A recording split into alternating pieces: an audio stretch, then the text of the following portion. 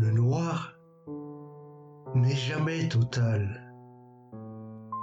Quelques poussières y scintillent toujours. Dégager la lumière de l'indifférence taciturne des heures. Vivre insomniaque pour ne pas manquer un instant de la grâce qui s'écoule. Creuser le singulier pour rejoindre l'universel. Il faut expliciter l'obscur, pénétrer tête baissée dans l'opacité du mystère. En toute humilité, dépouillé de tout préjugé, de toute suffisance, mais volontaire, opiniâtre, forcené. La quête, l'épuisement même sont le seul ravissement possible à qui croit à l'authenticité du combat de vérification.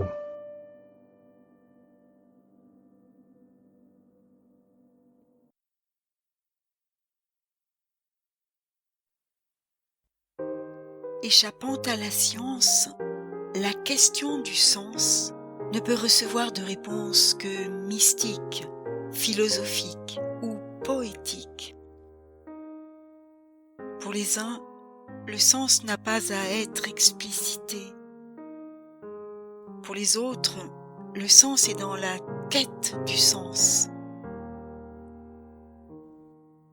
Pour ma part, le sens est dans l'épaisseur, dans l'intensité même qui se déploie, se ramifie et se donne à contempler. C'est le mystère de participer par notre incarnation au dévoilement de l'être.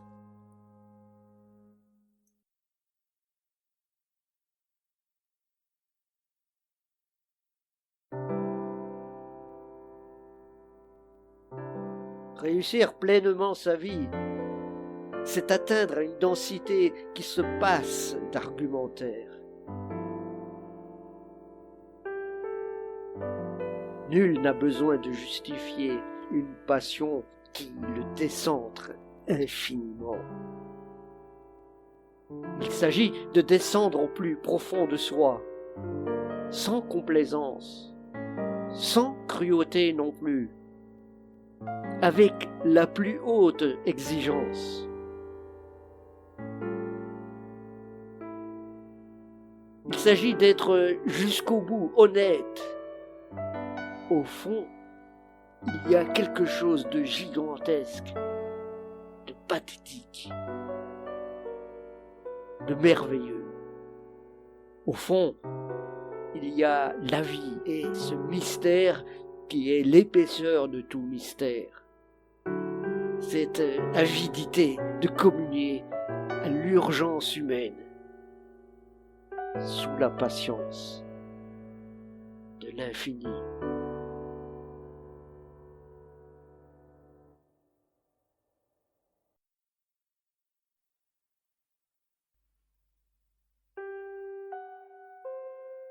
Un homme qui ne fût-ce qu'un instant a entrevu le sublime devrait chérir jusqu'au tumulte de son être, au banc de sa condition.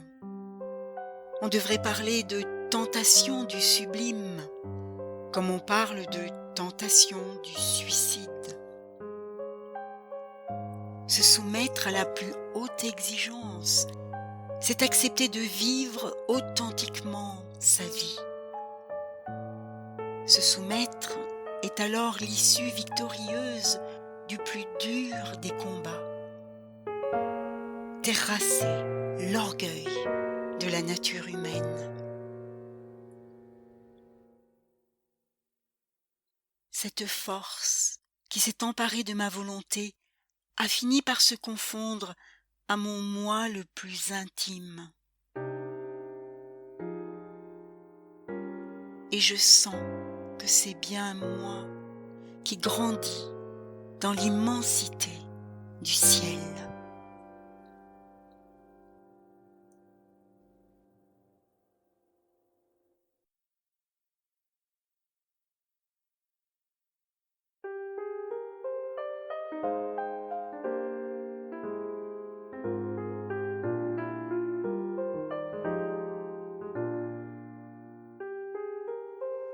Il est un silence vide qui n'est qu'absence de bruit et passe vite, oublié. Mais il est un autre silence, plus éloquent que toute parole, un silence nourricier où l'univers s'épanche, un silence qui happe toute une vie et dont le souvenir nous maintient debout aux heures de défaillance. Celui qui, patiemment, creuse le silence, y découvre tantôt le désespoir, tantôt la lumière.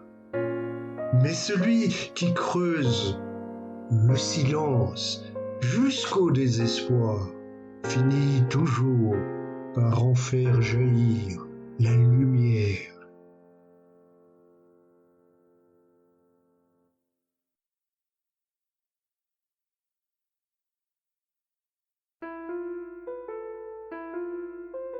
L'exigence impérieuse qui nous fait douter du suprême, c'est encore elle qui nous appelle à dépasser l'intelligence. Pousser l'intelligence au-delà de ses compétences, c'est en fin de compte l'inviter aux leçons d'une maîtresse beaucoup plus généreuse qu'elle. Sentiment de tout ce qu'une intelligence supérieure et dévouée pourrait nous donner de surcroît de conscience et de lucidité.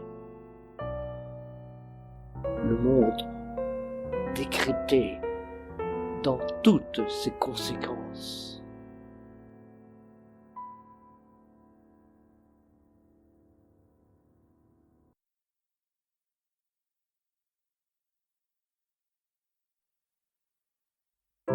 Si Dieu n'était qu'une question, elle n'en serait pas moins sublime. Parce qu'elle tend de toutes au même essentiel. Toutes les religions se valent et finiront par se confondre.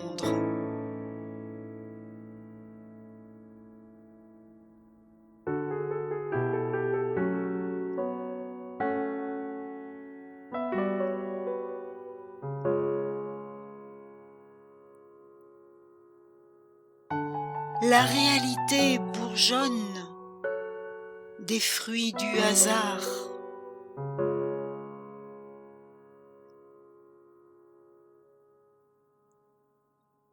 Accueillir les mots, quitte à les laisser nous disséquer jusqu'à l'agonie.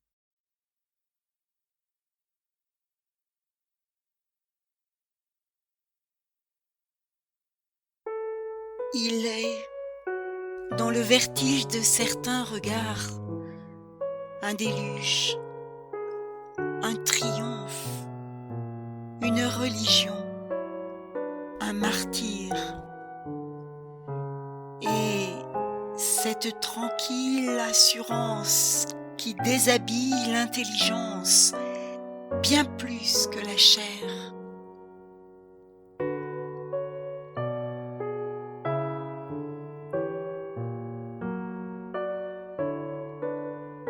Dieu, la voix qui ne se tait pas dans le silence.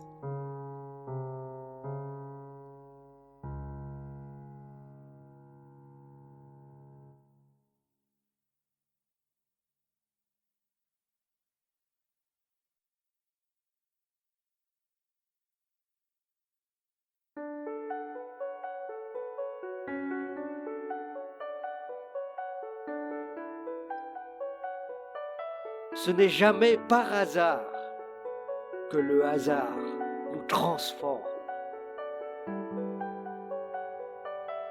Il faut se connaître pour s'accepter. Il faut s'accepter pour se laisser déborder.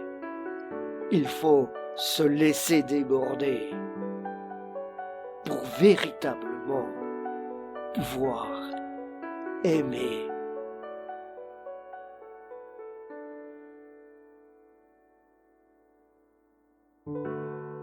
Douceur d'être dans la merveilleuse connivence du temps et de l'amour.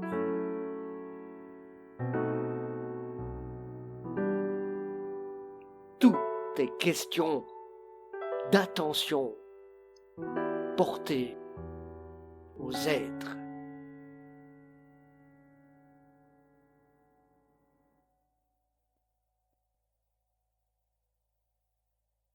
Ces instants de plénitude, lorsque les remparts de la pudeur, enfin, ont cédé. Quel bonheur plus abouti que de pénétrer l'intimité d'un être. La brèche est tellement vivifiante.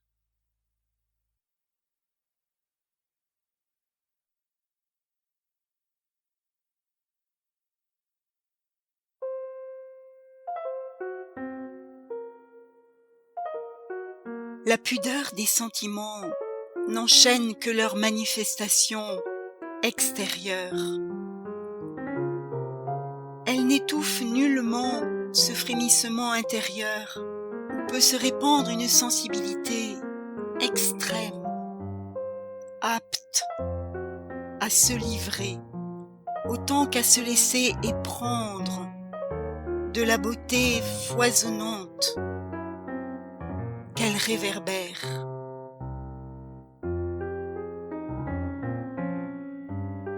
Toujours cette difficulté de vivre, ce sentiment d'échec, d'aller trop mollement, sans risque fondateur, ni grand combat. Mais, sous les ruines, pourtant, le sable où se réchauffer les doigts. Quand manquera la joie, qu'il me suffise de convoquer ces souvenirs qui ont illuminé ces trop rares moments d'adhésion au tout.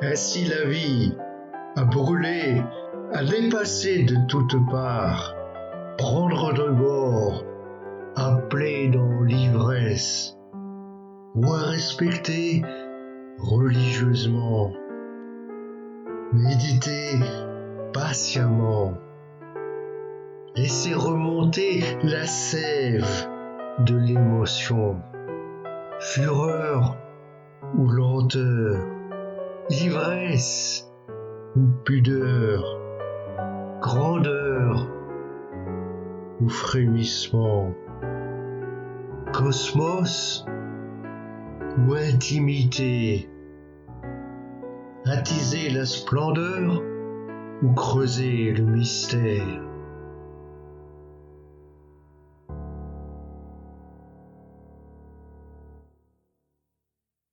Écrire l'indicible, obscurcir l'évidence, absorber l'impénétrable. Il n'y a pas d'émotion plus forte que dans ces conciliations impossibles.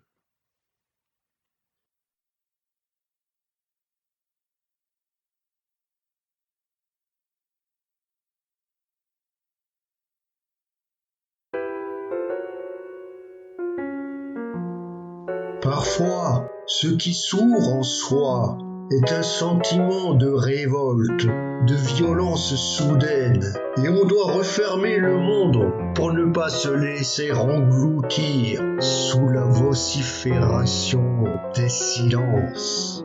Alors, impénitent, il faut désirer la fracture. Alors, il faut espérer cette dague en plein cœur au fort de la délivrance. Vaincu, oui, mais ouvert à la vérité qui s'épanche à travers la plaie. Vidé pour mieux se laisser remplir.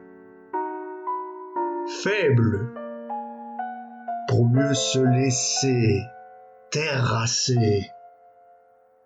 Alors, c'est le feu même de l'être qui brûle nos subterfuges. Le masque tombe. Et il faut tomber à genoux, attendre les épreuves, se laisser réduire en cendres. Parfois, ce qui sourd en nous est une souffrance élargie jusqu'à l'évidence.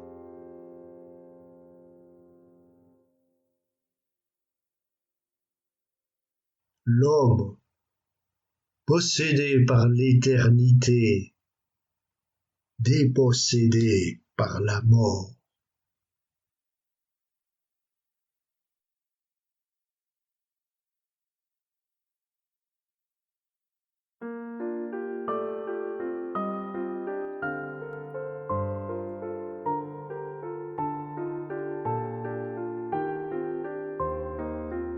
Il ne faut pas craindre de se laisser déshabiller par l'être, comme deux amants qui se découvrent pour la première fois et mesurent leur fragilité, oubliant leur pudeur. Ils sont grands dans le silence de leur contemplation muette. Ils sont ardents dans la nudité de leur différence. Et l'amour qui les a distingués leur montre l'or de leurs corps entrelacés.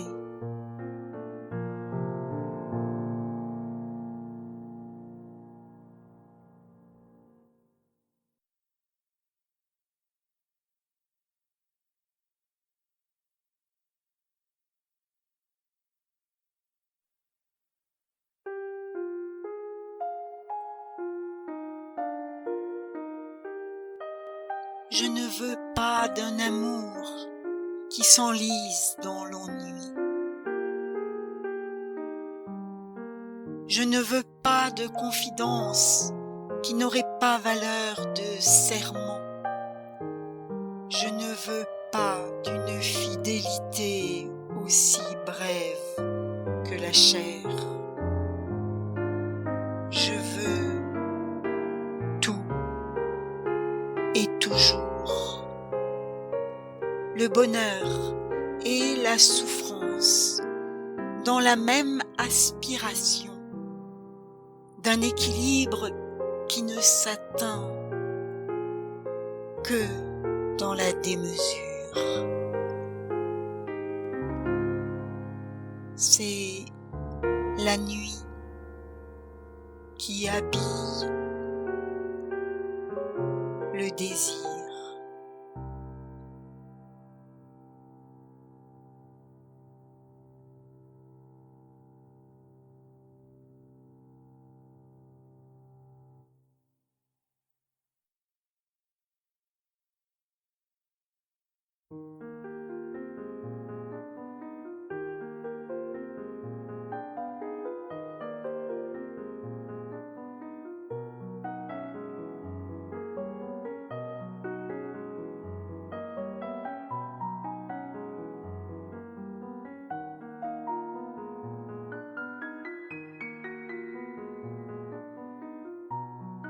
Poésie. Première nudité de la femme.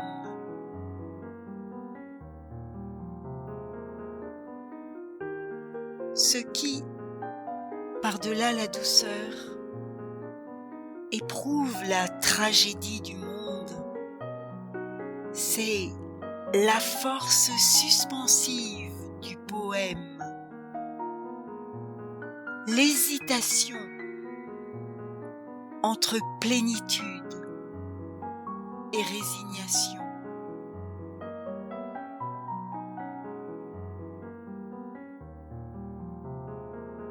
Et nous voilà façonnés des mains de l'être dans l'atelier de sa création.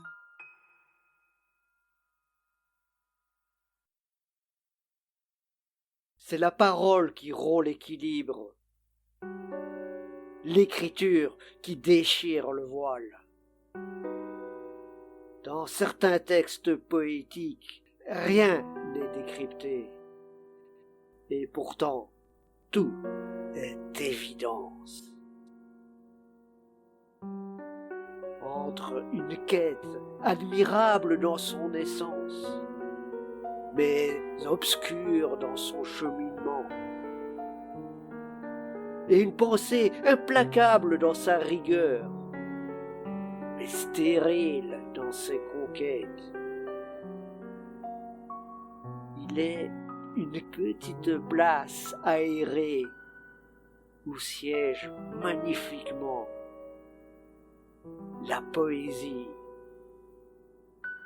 Appelée aux plus hautes exigences, elle s'adresse non à l'intuition, ni à l'intelligence, mais à l'être entier qui sent et qui pense.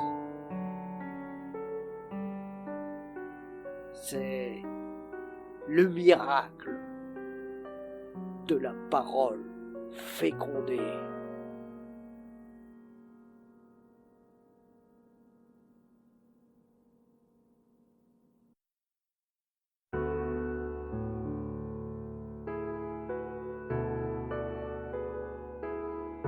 Souvent, la poésie semble mieux armée que la philosophie pour aborder sereinement la question de l'être. Alors que la première donne à palper la chair qu'elle explore, la seconde, contrainte aux arguments d'une raison dépassée, reste à la surface d'une sphère sans issue. D'immenses moyens lui sont nécessaires pour ne progresser que d'un pas minuscule. D'immenses moyens, d'immenses efforts.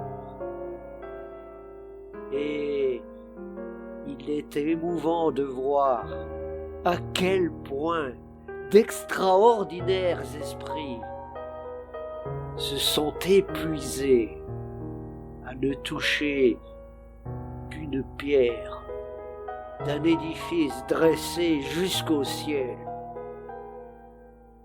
Aucune preuve glanée, juste une formulation un peu plus précise, juste une question un peu mieux assise, mais rien au-delà de l'élan échoué sur les récifs insondables. Les moyens poétiques quant à eux, sont ceux d'une raison oubliée. Ce sont les larmes salées qui ont séché mot à mot sur la page, disant mieux que toute expression l'intensité du monde.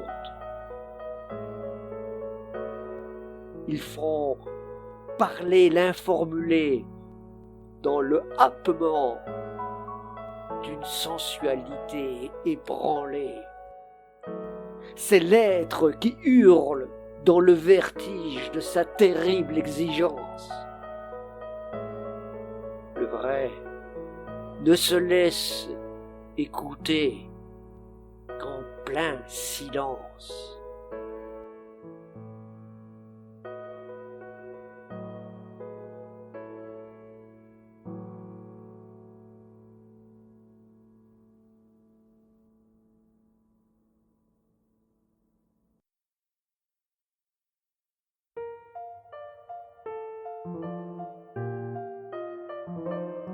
Une jeune fille superbe et sensuelle n'est jamais aussi désirable que quand ses rondeurs se laissent exalter à travers la naïveté d'un bikini.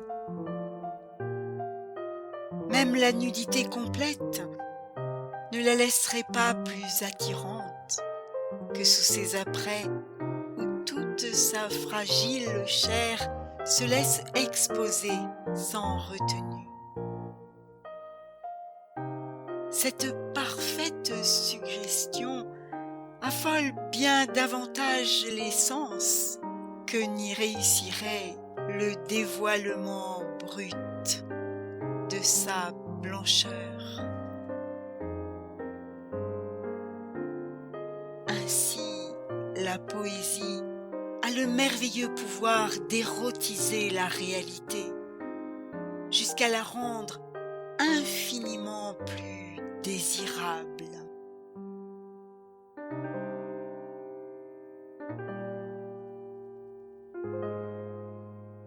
Faire souffler le lyrisme le plus puissant sur les braises de l'existence, c'est l'ultime vocation du poète.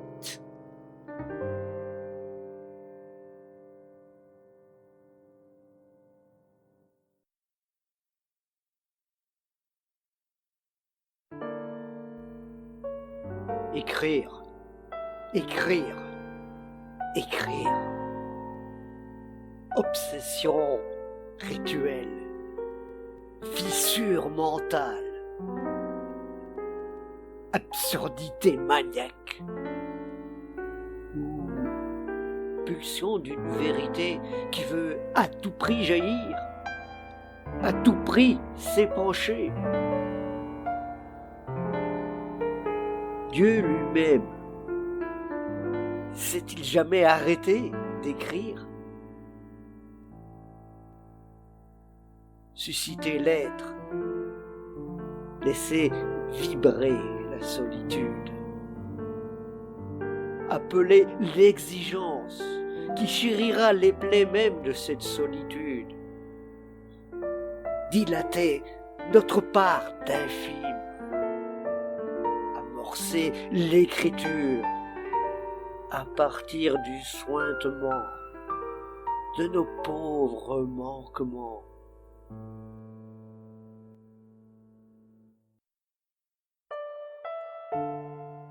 Travail d'écriture, c'est le sens qui doit rendre compte du long cheminement intérieur, non la forme qui doit s'y assujettir. C'est le sens qui doit être creusé, intensifié.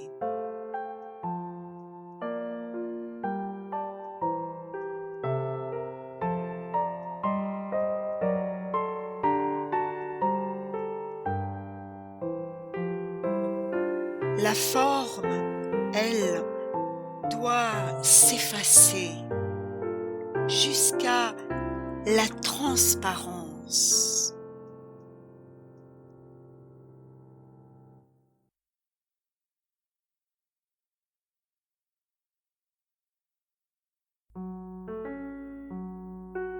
Écrire un journal, dissiper le flou, la pâteuse incohérence qui m'englue.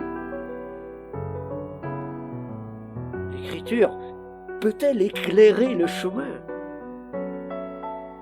Peut-on baliser sa recherche de mots, frayer la voie en fixant sur la page les fluctuations d'une pensée si souvent dépassée?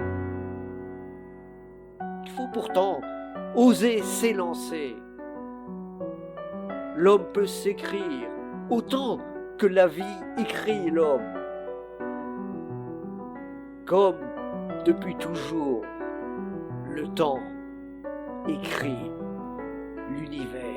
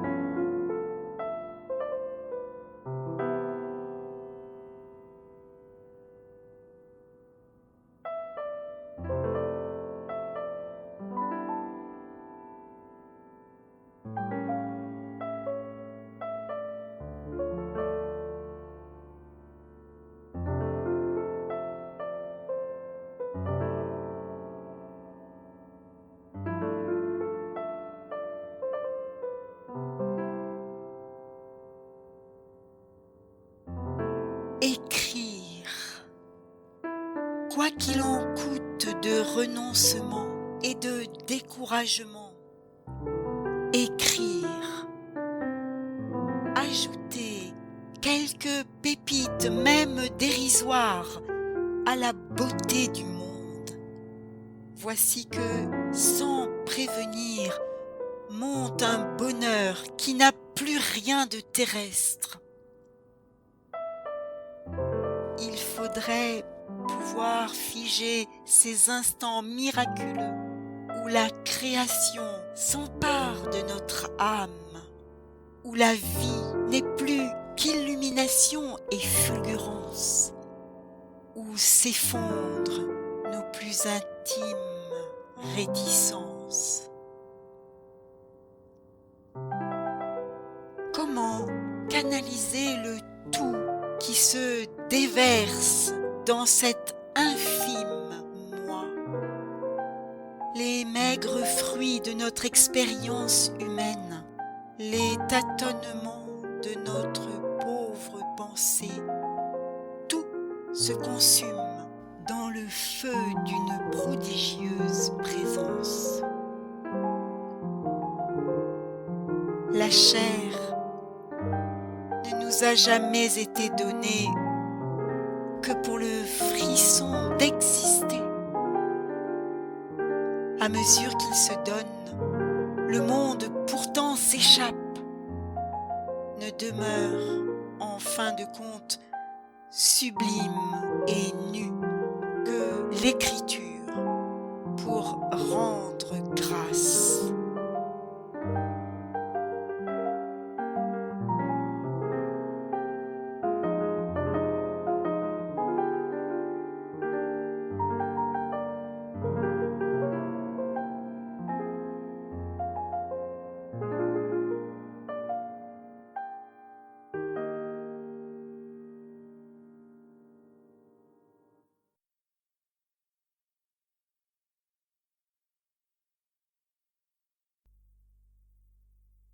Ce que si fort je ressens, comment pourrais-je le restituer intact dans l'éclaboussure des mots? La vibration, pourtant, parfois, déborde les écorchures. L'auteur et le lecteur, deux hypersensibles qui cherchent à accorder leur douloureuse complémentarité.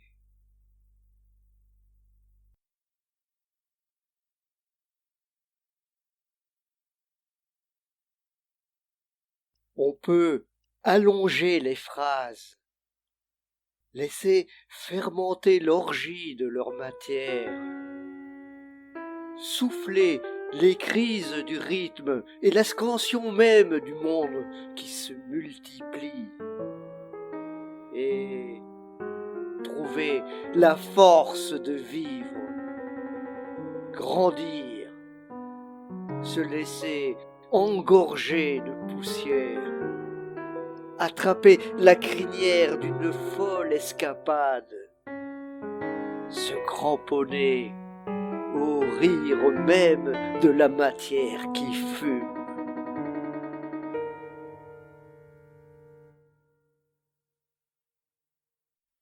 On peut resserrer les phrases, pénétrer la douceur de leur transparence, sonder leur substance, creuser leur sens et trouver la paix dans la contemplation muette du mystère, tellement plus haut que les limites de l'entendement, tellement plus haut que les soubresauts des manquements.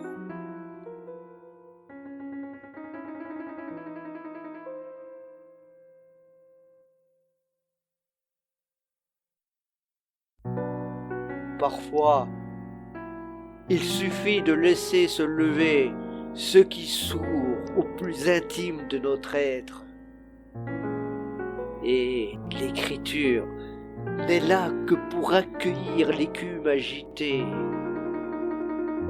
Parfois, il suffit de se mettre à l'écoute pour qu'affluent les mots, pour que, bouillonnante, l'énergie se déverse à grands flots sur la page médusée. Parfois, il suffit de fermer les yeux pour que gronde le silence le plus assourdissant.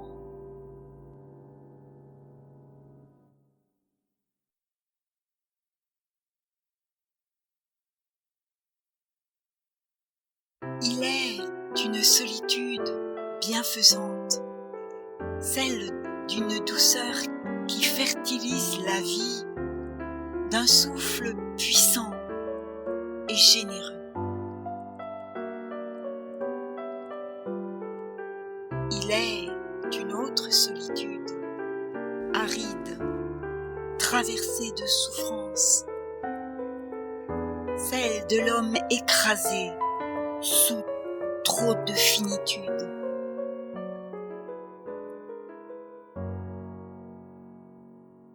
Dans les deux cas, la parole finit toujours par imposer sa fonction salutaire.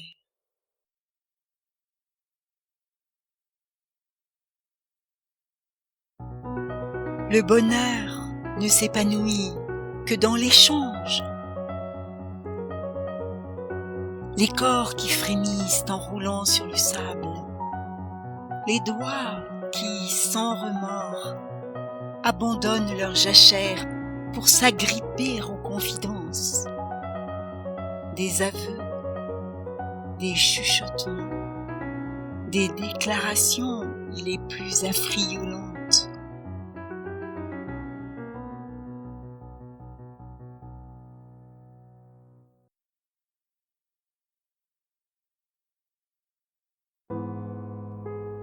Le malheur ne s'apaise que dans l'exutoire d'une parole qui l'évente et le fait connaître.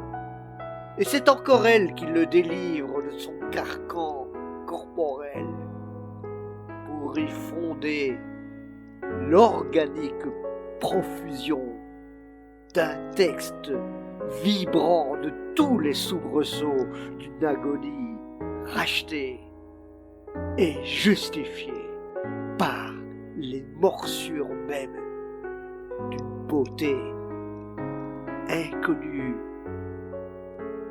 autant que fascinante.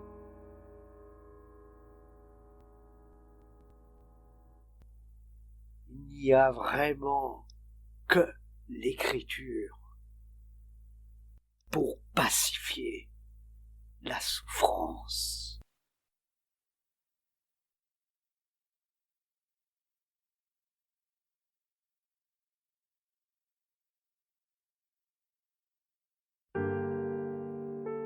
Il y a dans les profondeurs de la douleur humaine un instant si pur qu'il ne peut avoir de passé, une sincérité si profonde qu'elle ébranle toute beauté.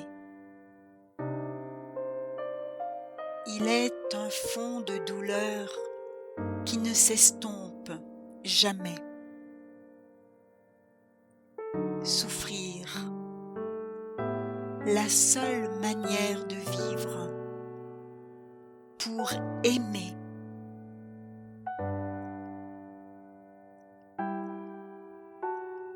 Laisser la souffrance respirer dans les mots de sa plainte.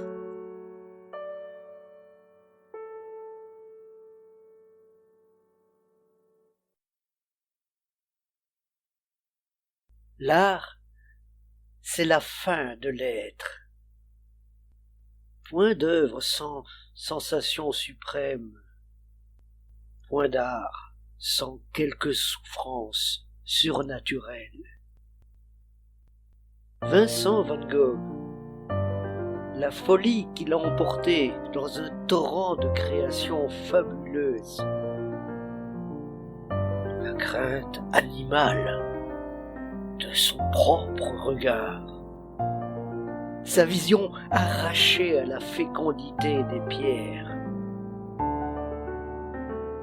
l'insupportable sincérité de son agonie, épilepsie d'un tournesol enivré de lumière.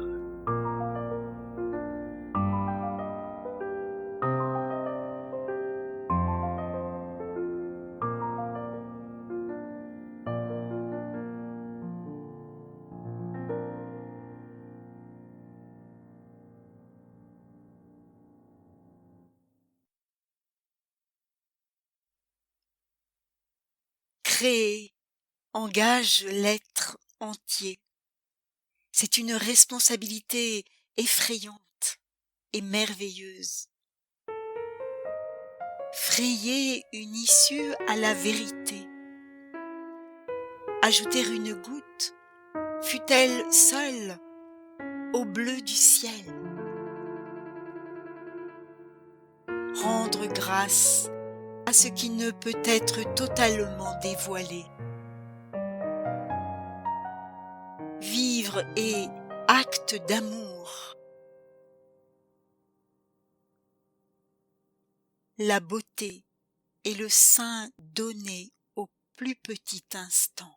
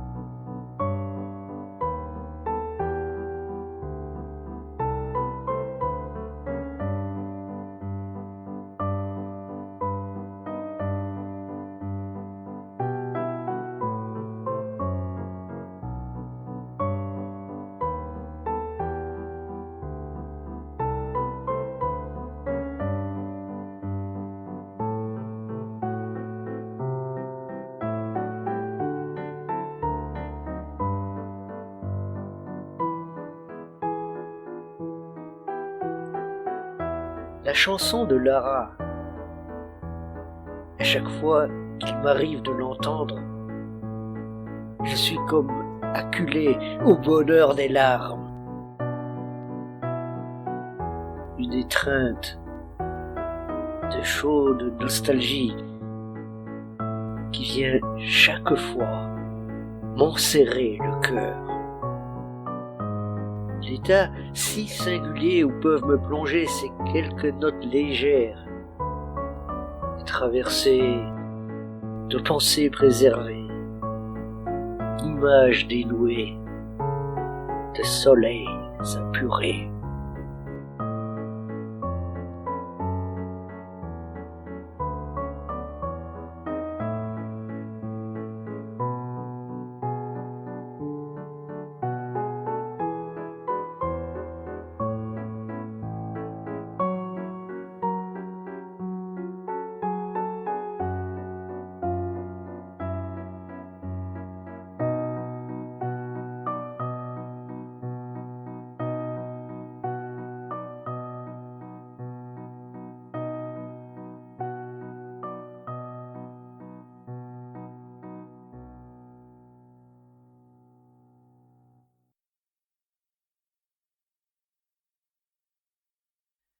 Le talent ne peut être que l'occasion d'un devenir.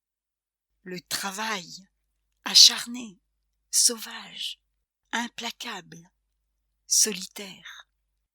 C'est là l'unique chance d'aboutir à quelque consistance.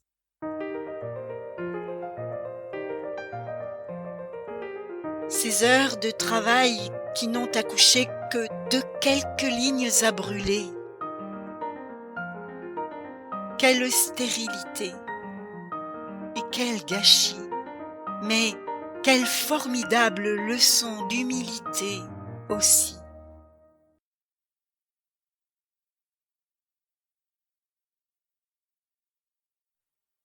C'est l'émotion qui fait froid. Le ciel n'est beau que contempler. Il est des émotions si violentes que les mots restent impuissants à en raviver la substance. L'extase fébrile, le tremblement des lèvres, la confusion du corps envahi de stupeur.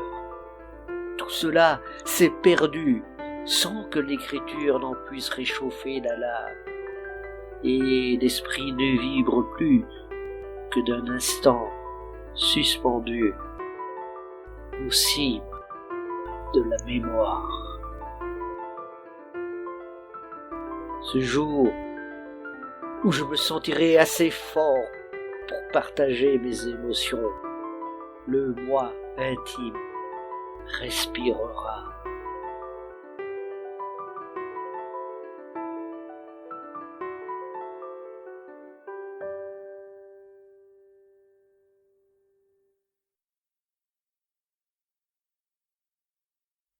Quand tout se tait, il reste le cheminement silencieux vers l'intérieur, l'intime respect qui se concentre sur les braises d'une vie en jachère.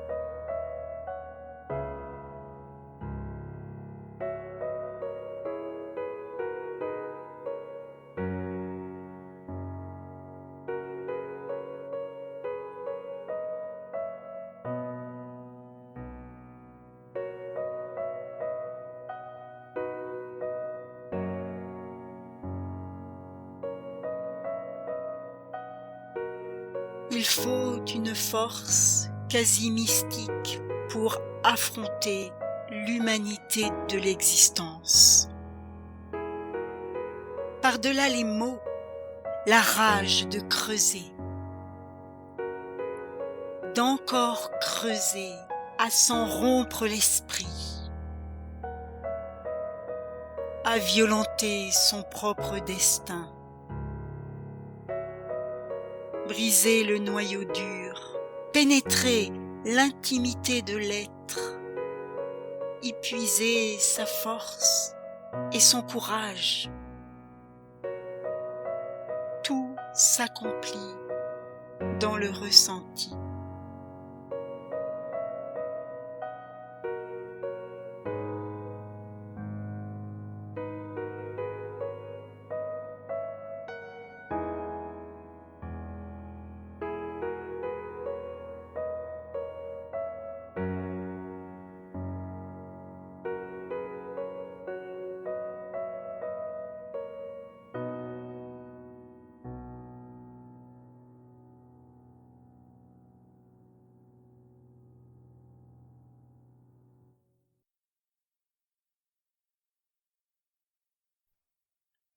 Dégagez les scories de nos somnolences, illusions, démission.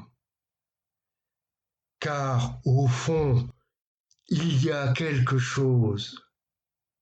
Il y a la vie, ce miracle qui à la fois nous surpasse et nous anime, nous entraîne à la destruction et nous singularise si magnifiquement.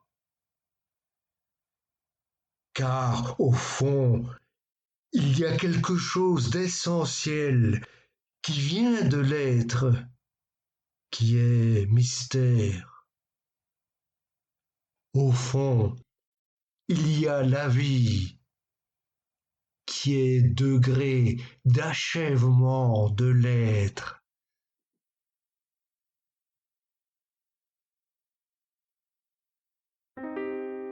Et l'homme, singulier dans le moi qui le pousse à la vie, aboutissement d'une formidable histoire de l'être, déchaînement des forces qui commencent pour disparaître avant de créer l'être et la vie. L'art, la créativité de l'être, le cosmos particulier dans la genèse de l'être, l'œuvre, ce témoignage de l'être qui est le meilleur de moi-même.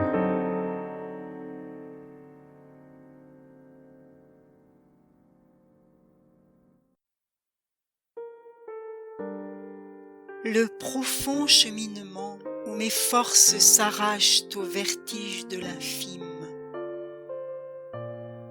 et l'être qui m'a fécondé féconde l'être à travers moi. Et la grandeur de l'être est d'être ému par la grandeur. Tout devient cohérent, c'est l'infime qui se voit, fragment du sublime. L'éphémère revers est preuve d'éternité. L'homme témoin, trace de la création. Ce sont les traces qui émeuvent, car elles sont celles de l'immense.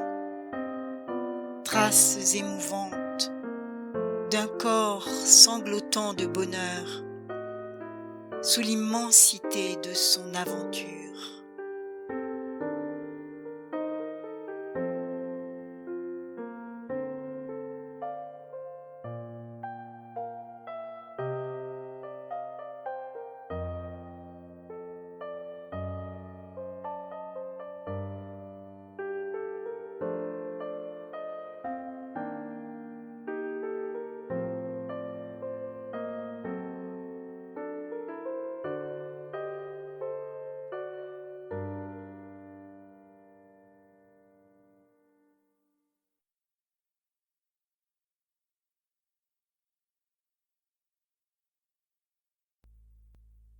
Toujours cette question de l'être qui m'obsède.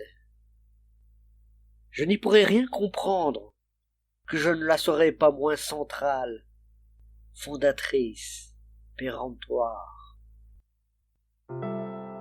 Écrire, écrire, écrire, traquer l'être, dévisager l'être, adorer l'être. Toute vie humaine n'est qu'écriture de l'être. À nous d'en épouser le rythme, le style et la rigueur. À nous d'en disséquer la signature.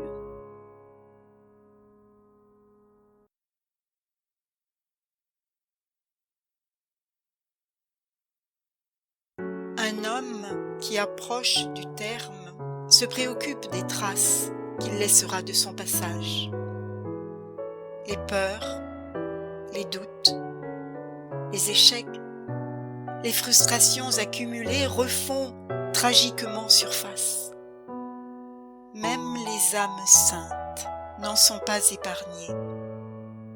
Ainsi, ce soupir de Saint Vincent de Paul au soir de la plus généreuse et courageuse des vies. Mon grand regret, c'est de ne pas avoir fait assez.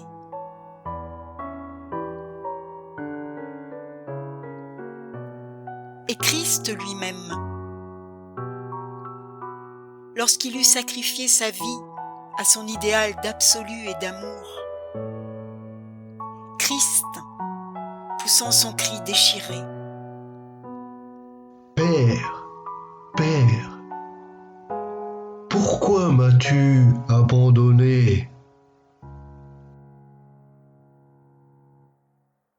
qui se reprend enfin dans un dernier souffle admirable. Entre tes mains, je remets mon esprit. Là, par l'offrande consacrée de sa propre chair, il sentit la lumière de la vérité au sein de l'être. Il n'est plus question ici de la simple satisfaction de la tâche accomplie, mais de l'abandon aux mains de l'être, dans la communion au grand tout,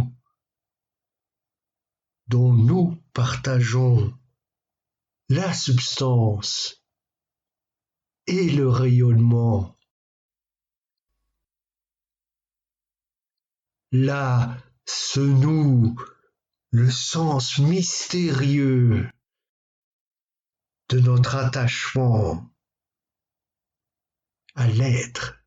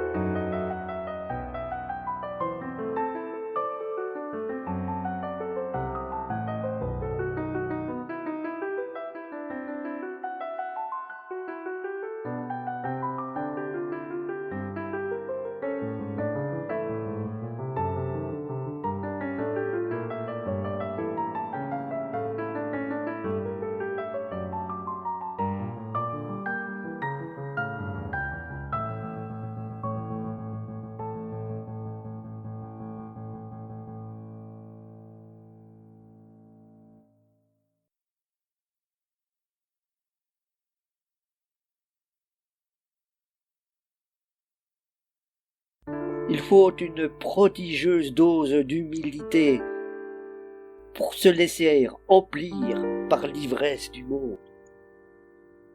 Il faut se laisser vider jusqu'à la moelle, se laisser dépouiller pour qu'une tendresse tout extérieure vienne prendre possession de nos abîmes. Profusion de bonheur, extase.